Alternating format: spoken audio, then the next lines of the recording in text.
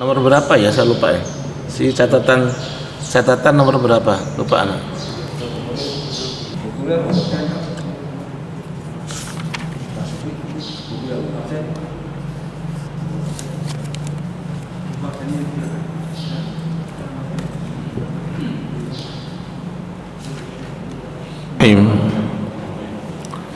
Assalamualaikum warahmatullahi wabarakatuh.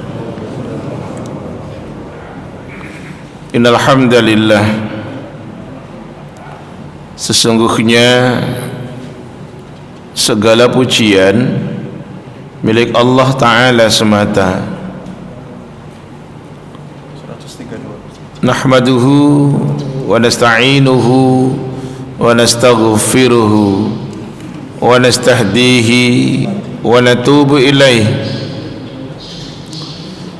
Sebagai hambanya kita menyanjungnya, sebagai hambanya kita meminta pertolongan kepadanya, sebagai hambanya kita memohon ampunan kepadanya, sebagai hambanya kita memohon petunjuk kepadanya, serta kepadanya pula kita bertaubat.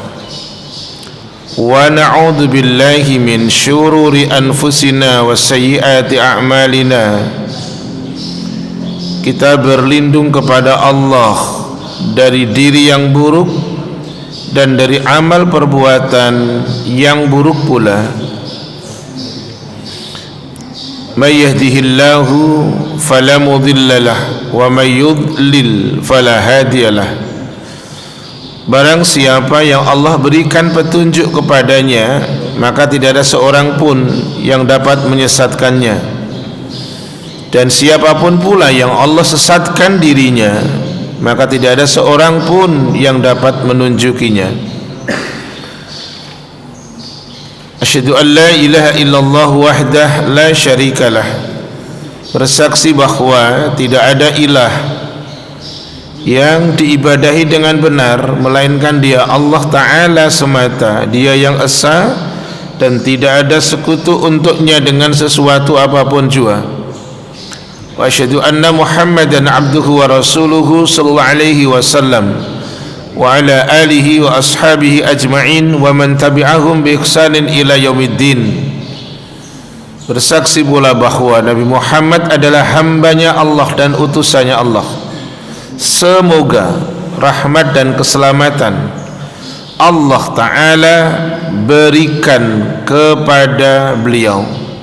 Semoga rahmat dan keselamatan senantiasa Allah Ta'ala limpahkan kepada keluarga beliau. Semoga rahmat dan keselamatan Allah Ta'ala limpahkan kepada para sahabat beliau, radhiyallahu anhum ajma'in. Dan semoga rahmat beserta keselamatan Allah Ta'ala limpahkan kepada siapapun yang mengikuti mereka dengan baik hingga kiamat kelak. Ya ayyuhalladzina amanu ittaqullaha haqqa tuqatih wa la tamutunna illa wa antum muslimun. Wahai orang-orang yang beriman, bertakwalah kalian kepada Allah dengan sebenar-benar ketakwaan. Janganlah kalian meninggal kecuali kalian sebagai muslim. Ahibati fillah, para kekasihku karena Allah, duyufur rahman, para tamunya Allah, a'azzani Allah wa iyyakum. Semoga Allah memuliakan para tamu Allah semuanya. Para sahabat Masjid Al-Furqan rahimani wa rahimakumullah, kita bersyukur kepada Allah Jalla wa Ala. Allah memberikan kesempatan kepada kita lagi untuk hadir di rumahnya. Pagi menjelang subuh Allah berikan kepada kita untuk hadir di rumahnya. Subuh kita bisa melaksanakan salat 2 rakaat. Dilanjutkan dengan memahami satu kitab dari karya Syekh Al-Imam An-Nawawi rahimahullahu ta'ala. Taib, kita akan masuk nadkhul al-an di hadis nomor 132. Taib, 133. dari Abu Musa Al-Asy'ari radhiyallahu an, ia berkata,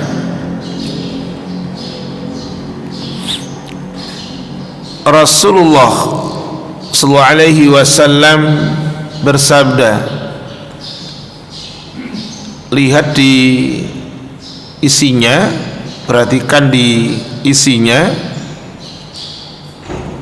man shalla, barang siapa yang mengerjakan salat al-bardaini, pada dua waktu dingin. Bapak Ibu para tamu Allah, jangan pakai parameter di Pulau Sirih, kata dua waktu yang dingin, karena sekarang Bekasi, Kerawang, Cikarang itu panas kalau siang. Jadi kalau pakai standarnya itu Bekasi, Cikarang, Kerawang dan seterusnya, tidak akan ketemu kata pada dua waktu yang dingin. Ana ulang, man shalla al-bardaini, siapa yang melaksanakan sholat pada dua waktu yang dingin, dakhalal jannata, maka dia masuk surga, kata Rasul. Hadis ini dikeluarkan oleh dua imam hadis, yakni Al-Imam Bukhari dan Al-Imam Muslim rahimahumallahu ta'ala. Semoga Allah merahmati keduanya. Taib.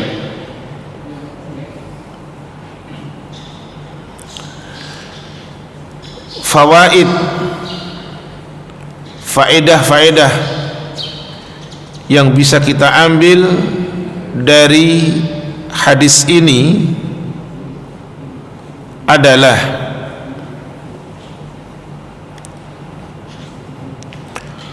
fadlul muhafadati ala salatil fajri wal asri. Ini faedah yang pertama, fadlul muhafadati ala salatil fajri wal asri, keutamaan menjaga solat fajar, yakni solat subuh, dan keutamaan menjaga solat asar.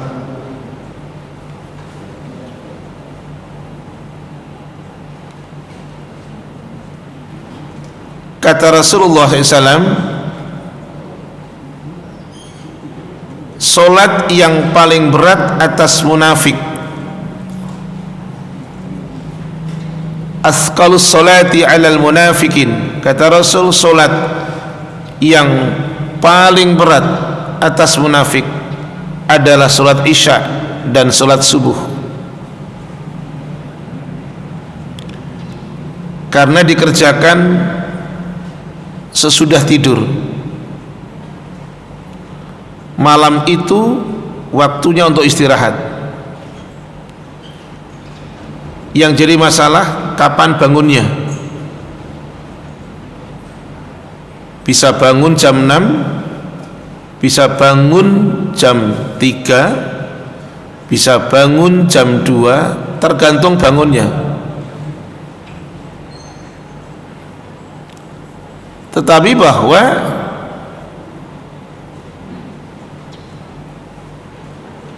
menjaga semua solat, termasuk adalah solat fajar dan solat asar. Bahkan Allah Ta'ala menyebut secara kesendirian akan solat asar, yakni solatul wusta, pertengahan. Seluruh mufassir mengartikan al-wusta maknanya asar. Maka Rasul sampaikan dalam hadis, dan ini ada dalam kitab Al-Kabair karya dari Al-Imam Adz-Dzahabi rahimahullahu ta'ala. Rasul sampaikan, barang siapa yang kehilangan atau siapa yang meninggalkan salat asar, man tarakal asra faqad habita amaluh. Siapa yang meninggalkan salat asar, maka amalnya sirna. Jadi banyak sekali hadis yang terkait dengan menjaga semua solat.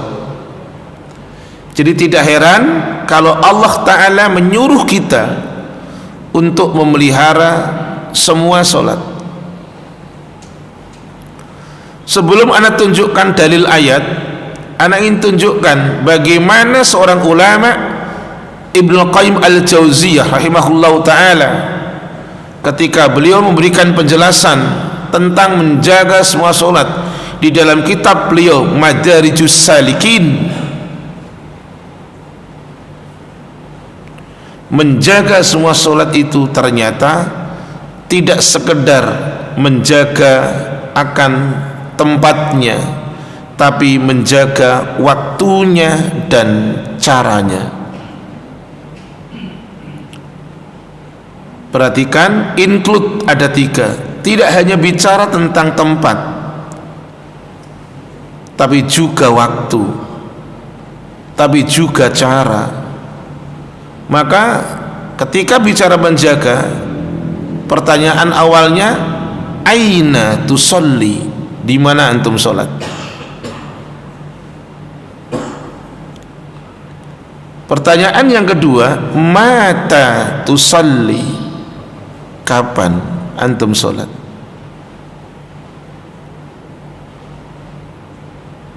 Pertanyaan yang ketiga adalah kaifa tusolli, bagaimana antum sholat? Ini include 3. Maka sekarang perhatikan ayat yang akan dibaca terjemahannya oleh Pak Baihaqi di surat 2 Al-Baqarah ayatnya 238.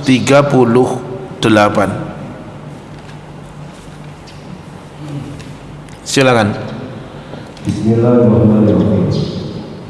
Peliharalah semua salat dan salat wusta. Jangan wusta, nggak ada kata wusta. Wusto, gitu. Kalau yang baca orang Sunda bolehlah.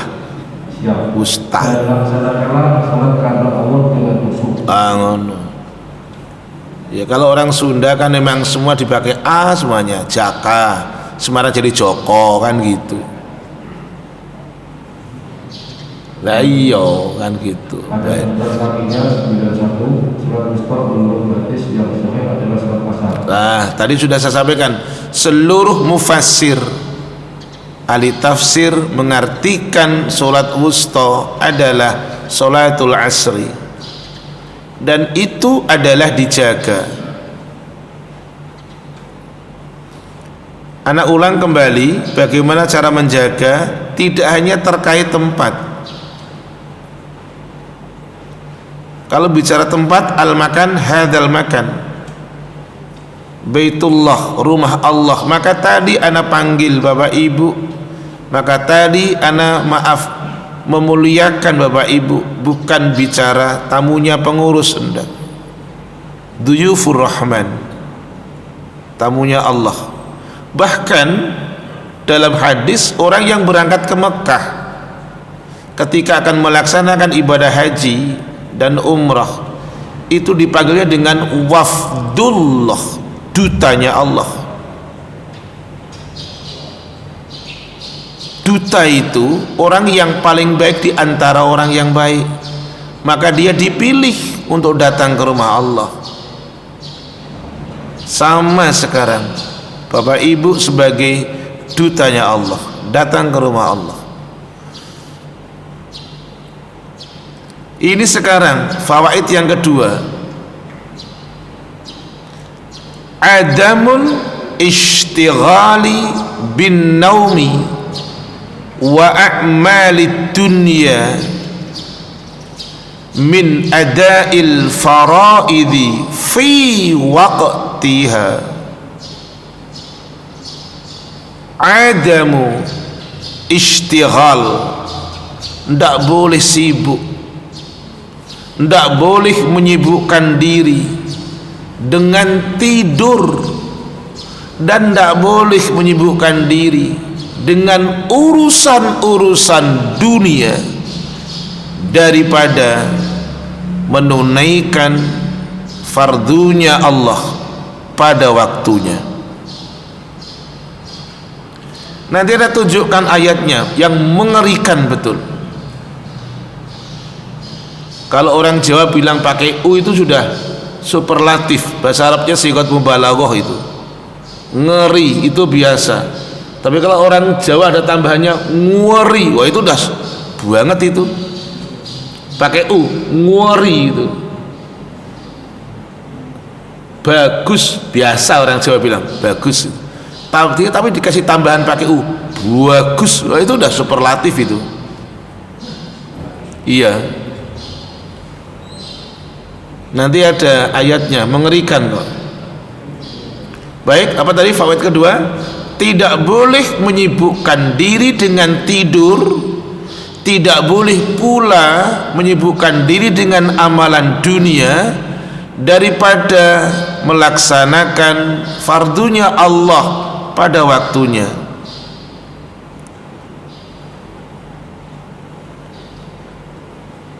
Kenapa? Fasolatus subhi takunu inda ladzatin naum. Salat subuh itu dikerjakan saat enak-enaknya tidur, lezatnya tidur. Pilihannya mendingan tidur. Salat asar itu adalah dikerjakan, zuhur dan asar dikerjakan di saat qailulah, tidur siang. Enakan tidur, benar kok. Tidak boleh menyibukkan dengan tidur. Makanya orang yang mukmin itu tidurnya punya jam. Orang yang beriman itu tidurnya punya jam. Kegiatan kerjanya orang mukmin ke Allah itu diregulasi, diatur dengan jam. Jadi orang mukmin pasti punya jam. Bagaimana taunya? Kita lihat, ini jam.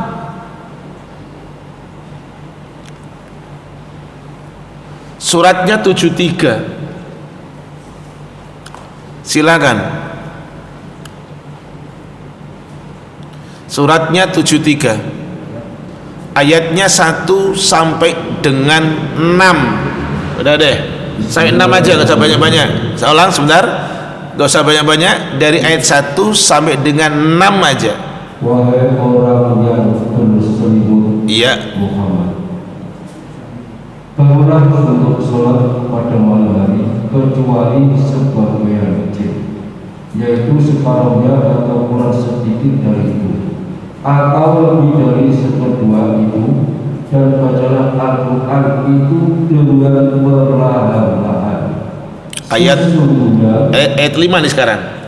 Sesungguhnya kami akan menurunkan perkataan yang berat kepadamu. Ayat 6-nya. Sungguh bangun malam itu lebih kuat mengisi jiwa, dan bacaan di waktu itu lebih berkesan. Ini bicara waktu. Pilihannya, opsinya di kita. Mau tidur terus ya monggo-monggo aja. Mau dipilah-pilah tadi, sedikit tidurnya, malamnya bangun, ada waktu untuk sebelum subuh tilawah Quran, itu pilihannya ada di kita sebenarnya. Gitu, pilihannya ada di kita. Maka Rasulullah SAW ditanya, amal yang paling utama itu apa Rasul? Adalah sallu bil laili wan nasu niyam, di antaranya afsus salam. Ada 3 amalan itu.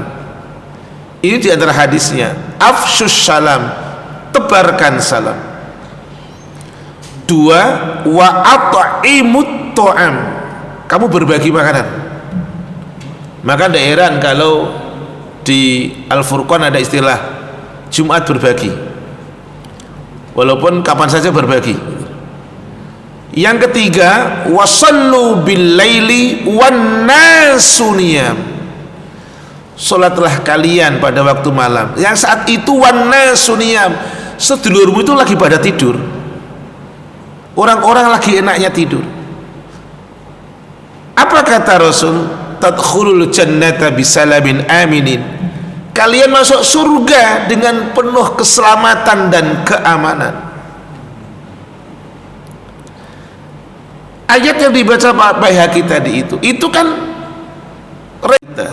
mau tidur terus ya silahkan, mau bagi waktu untuk tidur, untuk sholat, untuk tilawah Quran, monggo. Tapi tengok ayat yang kelima, yang baca Quran di saat orang tidur itu berbeda ketika antum baca Quran ketika siang hari. Aktivitas banyak di siang hari, malam tidak. Allah katakan inna sanu, itu ayat yang kelima Pak Baihaqi itu, inna sanulqi alaika kaulan thaqila. Allah menjamin akan diberikan ucapan yang berbobot, yang berkualitas. Itu. Dan bangun malam itu lebih kuat ternyata. Itu ayat, itu surat 73. Taib. Apakah hanya regulasinya tadi, maaf, fawaidnya hanya tidak boleh maaf tidur terus? Yang kedua tadi fawaidnya, tidak boleh terlampau ngurusi dunia, akhirnya apa yang Allah fardukan itu tidak diprioritaskan. Gitu. Tadi saya menjanjikan ayat Allah yang mengerikan sekali, dan ini pilihan juga sebenarnya akhirnya. Suratnya 9, monggo Pak Baihaqi. Suratnya 9 At-Taubah ayatnya 24. Katakanlah Muhammad gitu, monggo. Bismillahirrahmanirrahim. Katakanlah, jika bapak-bapakmu, anak-anakmu, saudara-saudaramu, istri-istrimu, keluargamu, harta kekayaan yang kamu usahakan, perdagangan yang kamu khawatirkan kerugiannya, dan rumah-rumah tempat tinggal yang kamu sukai, lebih kamu cintai daripada Allah dan Rasulnya serta berjihad di jalannya, maka tunggulah sampai Allah memberikan keputusannya, dan Allah tidak memberi petunjuk kepada orang-orang fasik.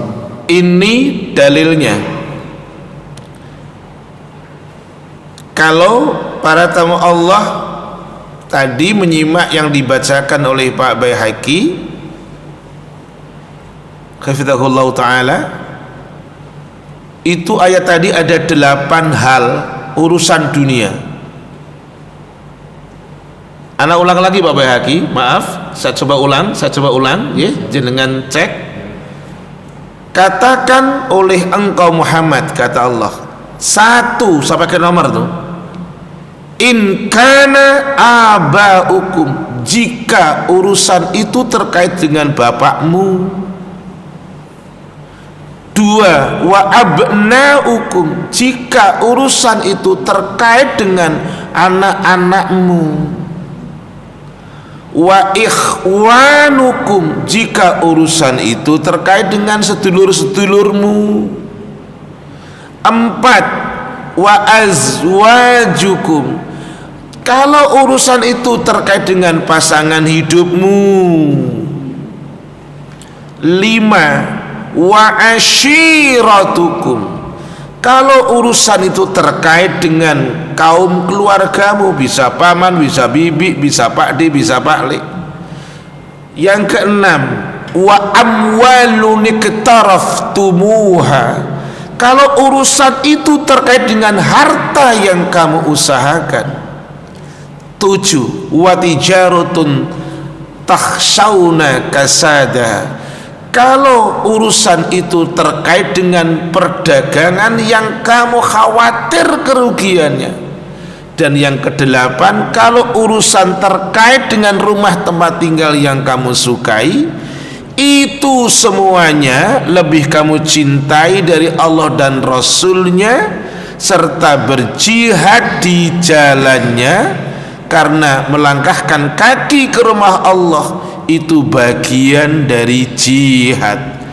Kalau itu lebih kalian cintai daripada Allah dan Rasulnya serta jihad di jalannya, ayatnya langsung masuk, fatarabbasu, tunggu oleh kalian, kata Allah, hatta ya'tiyallahu bi amrih, hingga Allah mendatangkan keputusannya. Arti keputusan di situ mufassir mengatakan azabnya. Apa enggak ngeri? Coba. Kalau ternyata kita tidak bijak mengambil pilihan, mau urusan dunia dulu atau kerja dengan Allah dulu, kan gitu. Maaf, saya gunakan kata kerja dengan Allah. Pilihannya gitu, mau urusan dunia dulu atau kerja dengan Allah dulu. Kalau urusan dengan dunia, kemungkinan dua. Satu, imma berhasil, wa imma tidak berhasil. Gitu. Tapi ketika urusannya kerjanya dengan Allah, pasti berhasil. Gitu persoalannya. Kerja mengurusi dunia ada dua kemungkinan. Kemungkinan berhasil, kemungkinan tidak. Walaupun sudah sesuai dengan SOP yang ada deh, bisa jadi berhasil, bisa jadi tidak. Tetapi kerja dengan Allah itu sudah pasti berhasil. Jadi tinggal pilihan kita. Saya gunakan kata kerja karena memang ini bagian dari kerja kita dengan Allah. Maka ada ayat yang lain, ini akan dibaca oleh Pak Baihaqi. Jangan sampai, hai orang-orang beriman, janganlah anakmu, hartamu melalaikan kamu dari mengingat Allah, gitu. Suratnya 63 Pak Baihaqi, ayatnya 9, 10, 11. Apalagi ayat ini ada terkait tentang tadi penundaan supaya bisa berbuat baik. Silakan Pak Baihaqi, surat 63 Al-Munafikun ya. J, monggo. Wahai orang-orang yang beriman, Iya. apabila telah disuruh untuk melaksanakan sholat pada hari Jumat, maka segeralah kamu mengingat Allah dan tinggalkanlah jual beli. Yang demikian itu lebih baik bagimu jika kamu mengetahui. Itu ayat 9. Oke, sekarang 10-nya Pak Baihaqi. Apabila sholat telah dilaksanakan, maka bertebaranlah kamu di bumi. Carilah karunia Allah dan ingatlah Allah banyak. Sebentar, jenengan seneng lompat ya, pindah ya. Jenengan suka pindah ya. 10. Bukan, tadi kan suratnya 63. Kok yang jangan baca sekarang 62 toh? Padahal tadi ya enggak apa-apa. Kayaknya jenengan pakai peci bidah di hari ini deh. Iya, monggo. Ya enggak apa-apa. Wahai orang-orang yang beriman, Ayat 9. janganlah harta bendamu dan anak-anakmu melalaikan kamu dari mengingat Allah.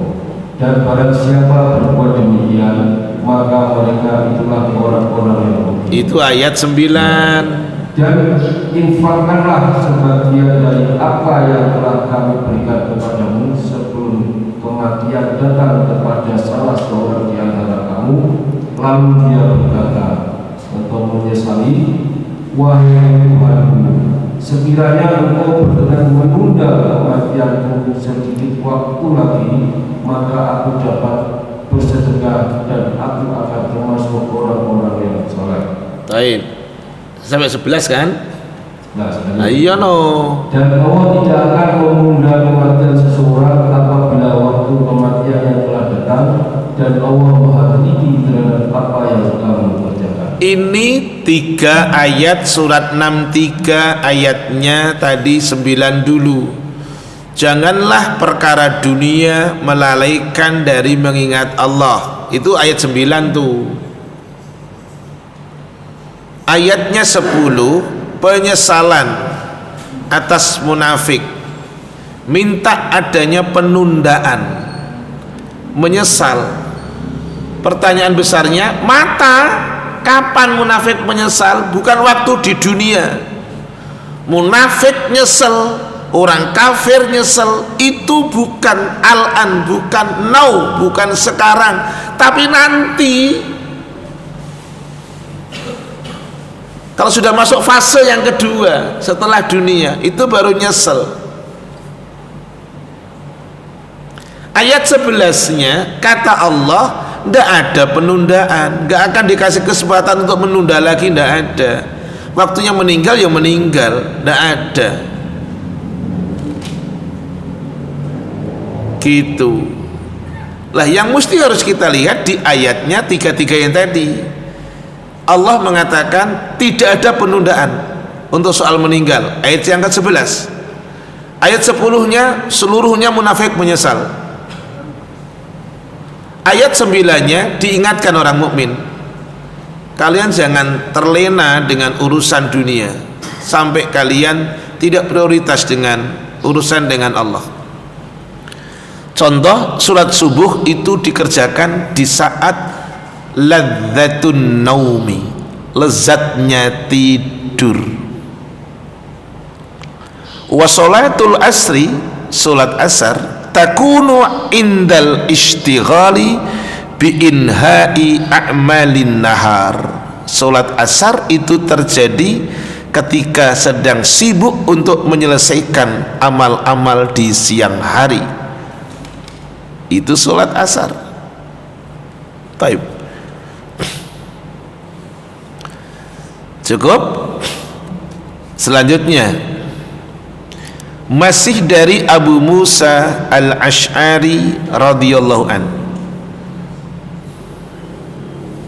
Ini hadis yang akan ana bacakan ini untuk yang sudah terbiasa, bukan orang yang malas, bukan. Untuk yang memang sudah terbiasa, qadarullah ada udurnya udur syar'i. Ini ayat yang hadis yang sekarang nih. Pahalanya nanti sama masalahnya. Apa bunyi hadisnya? Dari Abu Musa al-Ash'ari radhiyallahu an. Maka biasakan biar nanti dikasih pahala sempurna. Rasulullah SAW bersabda, idza maridul abdu, idza apabila. Saya ngasih sedikit ilmunya deh. Kalau di dalam bahasa Arab ada kata id dan kata idza, itu berbeda secara waktu. Kalau kata id itu waktunya hanya terjadi saat itu, tapi tidak akan terjadi sampai kapanpun. Tapi kalau idza, peristiwanya terjadi saat itu, tapi berlaku istimror, terus menerus, continue. Hadis ini awalannya idza maridul abdu, apabila seorang hamba sakit. Oke, udur syar'i ini sakit. Au safaro, atau dia safar, bepergian loh. Kutiba lahu, dicatat bagi orang yang sakit, dicatat bagi orang yang safar tadi, mithlu ma kana ya'malu muqiman sahihan, pahalanya seperti orang yang mengerjakan yang orang itu mukim sedang tidak safar, sahihan orang itu sedang sehat tidak sakit. Paham toh? Anak ulang. Manakala ada seorang hamba sakit atau dia sedang safar, orang safar itu dia perjalanan 85 km, maka dia punya rukhsah untuk mengqashar akan yang 4 menjadi 2. Kutiba lahu, kata Rasul, dicatat bagi orang yang sakit maupun orang yang safar tadi, mithlu ma kana ya'malu muqiman sahihan, seperti pahalanya orang yang mengerjakan bagi orang yang mukim dan orang yang sehat. Hadis ini sahih, dikeluarkan oleh Al-Imam Bukhari rahimahullahu ta'ala di dalam kitab Fathul Bari. Taib. Penjelasannya, fawaidnya, yang pertama, sa'atu rahmatillahi ta'ala wa lutfihi bi ibadihi. Hadis yang barusan tadi saya baca itu bicara tentang keluasan rahmatnya Allah dan kelembutan akan Allah Ta'ala kepada para hambanya. Keluasan kasih sayangnya Allah yang diberikan kepada para hambanya, lembutnya Allah yang diberikan kepada para hambanya. Gak usah pakai ilmu al-ngayeliyu wal ngototiyu, itu bahasa Arab baru itu, tapi gak ada kamusnya, ya kan? Itu maunya Allah seperti itu, itu haknya Allah. Itu gak adil, Ustadz. Masuk dia sakit dikasih pahala sama seperti orang yang gak sakit, kan gitu tak? Yang sehat. Fawaid yang kedua nih, man ajaza an adai ma i'tada alaihi minal a'malis salihah bi udrin syar'iyyin min safarin au maradin ma'a qiyamin niyatil jazimati ala fi'lihi fi halatil qudrah. Siapa yang lemah, oke? Perhatikan yang faedah kedua ini, barang siapa yang lemah, tidak mampu an adai, untuk menunaikan ma'i'tada alaihi, sesuatu yang biasa ia kerjakan. Dia lemah untuk menunaikan sesuatu yang sudah dia lazim lakukan. Salatnya jamaah lazim dia kerjakan pokoknya tuh. Minal a'mali salihah, tidak hanya surat loh ya, amal-amal baik dia sering kerjakan, tapi kok bahasanya gini, tumben gak datang loh, biasanya hadir loh, hari ini enggak tapi dapat berita, oh beliaunya sakit, oh beliaunya sedang safar. Tapi kalau nggak sedang safar, kalau nggak sedang sakit, fa insyaallah ta'ala hadirnya ke Al-Furqan, bukan sholat di rumah. Siapa yang lemah untuk menunaikan sesuatu yang sudah biasa ia kerjakan dari amal-amal yang soleh, bi udhrin syar'iyyin, karena udzur yang syar'i, nggak dibuat-buat, la kaslan, bukan karena malas, min safarin, baik itu berupa safar au maradin, ataupun sakit, ma'a qiyamin niyatil jazimati, beserta punya niat yang kuat, ala fi'lihi, untuk mengerjakan fi halatil qudrah, pada saat yang mampu dia. Kalau dia mampu, dia punya azam yang kuat untuk menunaikan sebagaimana biasa, maka kata Syekh dalam fawaidnya mengatakan kutiba lahu, dicatat baginya, kama lau kana muqiman sahihan, sebagaimana seandainya ketika dia mukim dan sehat. Apa ini bukan luasnya rahmat Allah? Apa ini bukan lembutnya kasih sayang Allah akhirnya? Jadi apa yang bisa kita ambil dari pembahasan hadis yang kedua ini? Membiasakan diri akhirnya. Membiasakan diri untuk melakukan kerja dengan Allah sebagaimana regulasi yang ada. Atau gunakan bahasanya orang-orang yang bekerja deh, melakukan amal soleh sebagaimana SOP yang ada sekarang. Biar apa sih?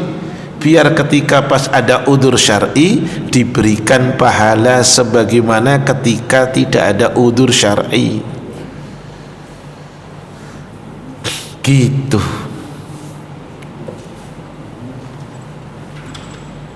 Iya, jadi pertanyaan besarnya masih ingin apa namanya ngambil pilihan di rumah, ya kan? Atau masih ingin ngambil pilihan malas, gitu.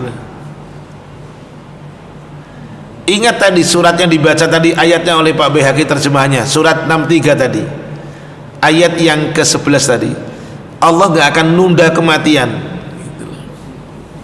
Tapi kalau sudah terjadi kematian, ayat yang ke-10 tadi, nyesel itu orang munafik. Atau tak tambahin deh ayatnya lagi, ini nyesel nih orang kafir nih, nyesel. Baik, Pak Baihaqi minta tolong dibaca, semuanya memperhatikan suratnya 23 Al-Mu'minun 99 dan 100. Silakan. Bismillahirrahmanirrahim.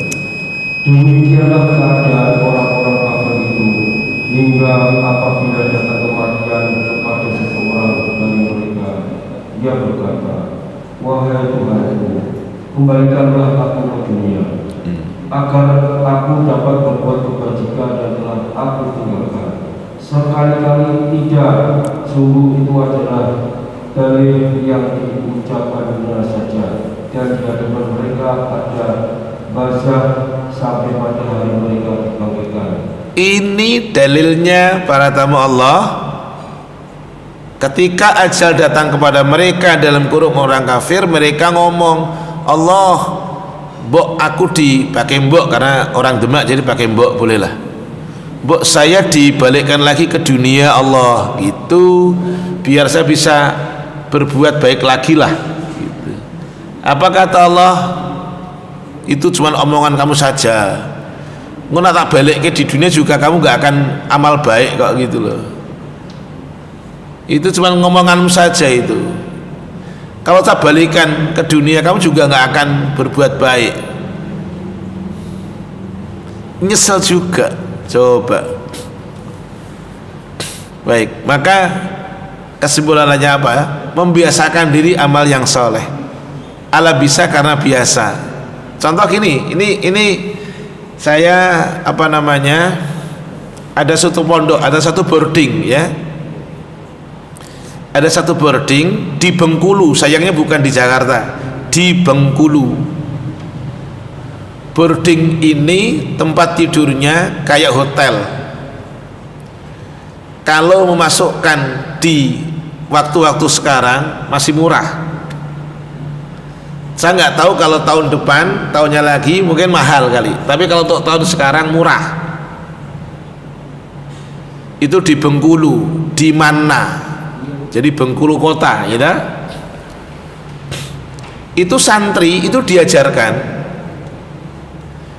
karena tanahnya luas, dari mulai pintu gerbang menuju ke pesantren itu maaf diajarkan untuk maaf membuang sampah di tempat yang sudah disediakan. Jadi persis kayak kerjaannya orang DKI, di tempat-tempat mana ada tempat sampah gitu. Jadi semua tergantung dari kebiasaan sekarang. Baik, hadis terakhir sudah ada bunyi. Tidak apa-apa, saya tambahkan satu hadis dari Jabir radhiyallahu an. Rasulullah SAW bersabda, kullu ma'rufin shadaqah. Setiap kebaikan itu sedekah. Jadi Bapak Ibu para tamu Allah, jangan dianggap sedekah itu mesti dengan materi, dengan duit.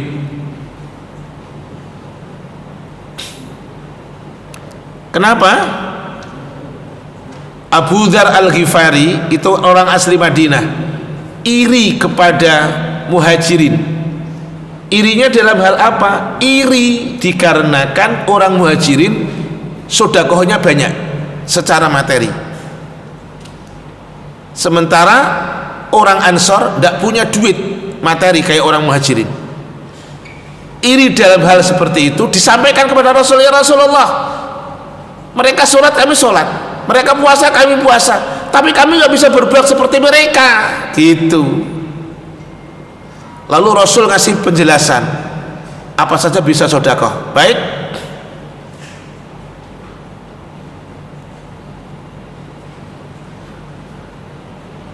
saya minta tolong Pak Bihaki, mudah-mudahan benar nomor hadisnya.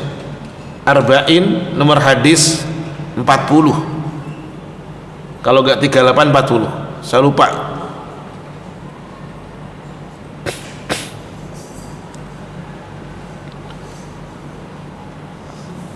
Ya, silakan Pak Bihaki. Arba'in nomornya 40 dari Abu Dzar Al-Ghifari. Silakan. Benar nggak? Ada habisnya ke error nih. Oh, tapi bukan urusan kuota kan? Enggak kan? Oh iya, yo enggak nanya, cuma nanya. Pak Bihaki jangan kesinggungan no. Iya. Unlimited gitu. Yaudah, belum keluar ya. Baik, kalau begitu saya buka untuk tanya jawab. Silakan kita lanjutkan yang akan datang. Saya batasi. Monggo, kalau ada pertanyaan silakan. Tafadhal Abi Gentor. Nggih.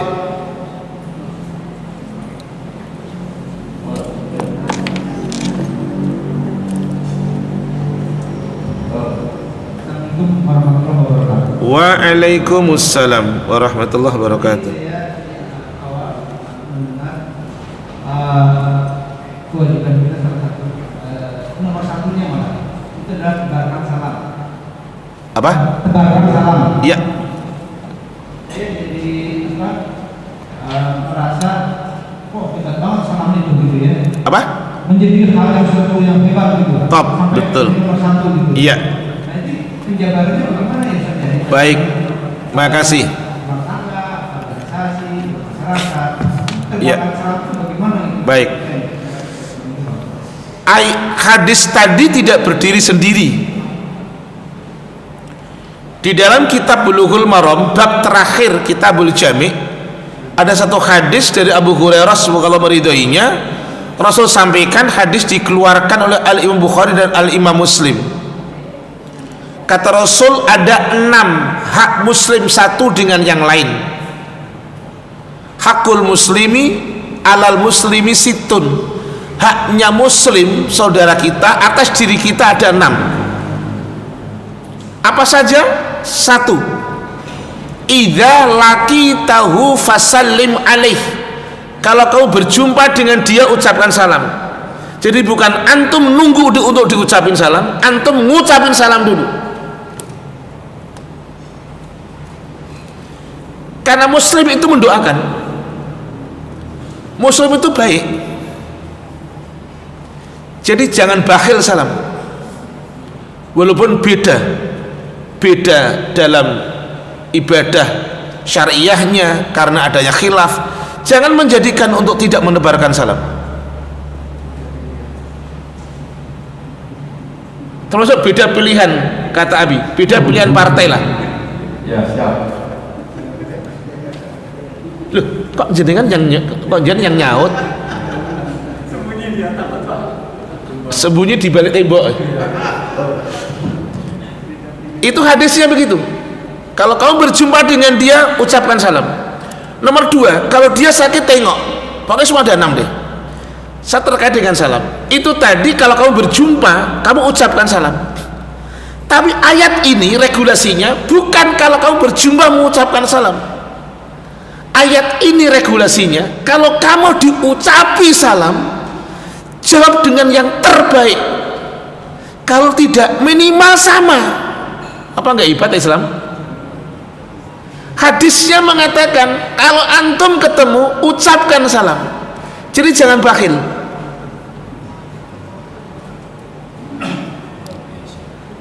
Oke, luar biasa kan? Tetapi kalau ayat ini suratnya nanti nggak usah dibaca Bapak Haji, atau boleh nggak apa-apa. Di surat 4 ayat 86, kalau kamu dihormati orang dengan salam, opsinya yang ditawarkan Allah, kamu jawab dengan terbaik, bukan jawab dengan sama dulu, enggak loh. Kamu jawab yang terbaik, baru kalau enggak bisa terbaik, jawab dengan yang sama. Gitu ayatnya, surat 4 An-Nisa 86. Dan apabila kamu dihormati, ingat ya, sebentar, ini pakai apabila loh ya. ya. Oke, Abi Gentor semuanya, ayatnya menggunakan apabila loh, Ya. wa idza loh. Apa tadi yang saya jelaskan waktu kita bicara lughah, kalau ada pakai idza berarti peristiwa itu terjadinya sampai kapanpun mesti seperti itu. Oke, lanjut. Dan apabila kamu dihormati dengan suatu salam penghormatan, maka balaslah penghormatan itu dengan yang lebih baik, atau balaslah penghormatan itu yang sepadan dengannya. Sungguh Allah memperhitungkan segala sesuatu. Oke. Makasih. Mungkin saya tambahkan info, semua Bapak dan Ibu sebelum nanti meninggalkan tempat di hotel depan Pak Dari menyediakan sarapan pagi, silakan nanti. Ya. Iya, udah tahu. Bahkan sekarang ngambil juga nggak apa-apa kok. Ya, silakan. Yang mau dengerin boleh, yang mau kesana udah apa, itu opsi pilihan, gitu. Nanti dulu Abi Harhab, nanti dulu. Jadi begitu. Jadi intinya Abi Gentor adalah bahwa Islam itu adalah mengedepankan kedamaian. Islam itu damai. Ayatnya banyak benar kalau saya kasih jangan. Sampai disakiti saja itu ujungnya qalu salama. Ada kata salam, bayangin wis. Regulasinya banyak banget. Masalahnya saya ingat kata Pak Susno 2G, ini nggak ada terkait dengan peristiwa loh. Enggak ada loh. Enggak. Saya cuma ingat kata Pak Susno 2G begini. Masalahnya beliaunya itu kurang dapat mengontrol emosi. Itu aja kata Pak Susno tuh.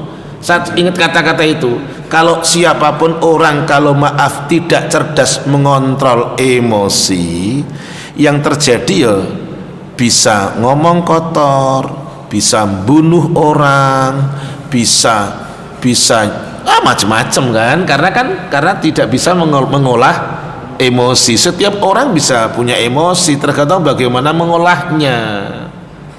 Oke, cukup Abi Gentor J. Tersebut monggo Abi Harhab. Hanya melanjutkan yang ditanya Pak J. Apakah setiap ketemu orang ucapan salam itu dan terus kita tidak tahu dia non-muslim? Wah, Masya Allah, makasih. Regulasinya Islam, Abi Harhab, itu adalah cantik. Ucapkanlah salam kepada orang yang kamu kenal dan orang yang tidak kamu kenal. Karena ketika Abi Harhab bertemu dengan orang pakai peci, tidak mungkin nanya, Bapak namanya pakai Muhammad gak? KTP ini apa sih Pak? Enggak lah. Karena ini adalah, maaf, kalau ini identitas orang gampang, oh itu pakai peci haji. Tapi kalau peci hitam, orang tuh pakai nasional. Jadi tidak heran kalau, maaf, beliau Luhut Sitompul, ketika orang ketemu, kalau nggak kenal dengan Pak Luhut Sitompul, orang akan mengatakan, Pak Luhut, Assalamualaikum, Ji, gitu. Kenapa? Pakai peci. Orang baru tidak akan mengatakan salam kalau dia bukan sebagai muslim. Tapi ke orang yang tidak tahu, dia akan mengatakan, apakah dosa? Enggak, karena tidak tahu regulasinya. Jangankan dengan yang dikenal, yang tidak dikenal. Bapak masuk rumah saja, regulasinya ucapin salam. Suratnya 24, ayatnya 27. Monggo. Masuk rumah itu loh, Pak, jenengan, Bapak Ibu para teman, masuk rumah jenengan, regulasinya di surat 24 ayatnya 27. Masuk rumah ngucapno salam ngono. Ulah cicing, kata orang Sunda. Bismillahirrahmanirrahim. Wahai orang-orang yang beriman, janganlah kamu memasuki rumah yang bukan rumahmu sebelum meminta izin dan memberi salam kepada penghuninya. Yang demikian itu lebih baik bagimu agar kamu selamat. Emang rumah siapa? Bapak pergi, Abi Hara pergi, di rumah ada asisten rumah tangga, yo salam mau dia lah, nggak usah pakai gengsi. Weh, bos salam karo ART rek, yo enggak lah. Ini regulasi Islam loh. Memang kalau praktekin regulasi Islam, bahasanya pakai, orang Jawa pakai apik tenan sebagainya. Tenan, apik lah judulnya pokoknya. Ya dah cukup, makasih sarapan. Subhanaka Allah bihamdik, asyhadu an la ilaha illa anta, astaghfiruka wa atubu ilaik. Assalamualaikum warahmatullahi wabarakatuh. Waalaikumsalam warahmatullahi wabarakatuh.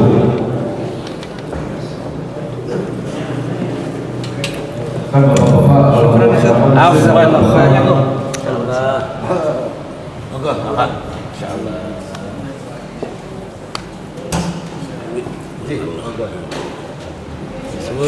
Sehat, sehat.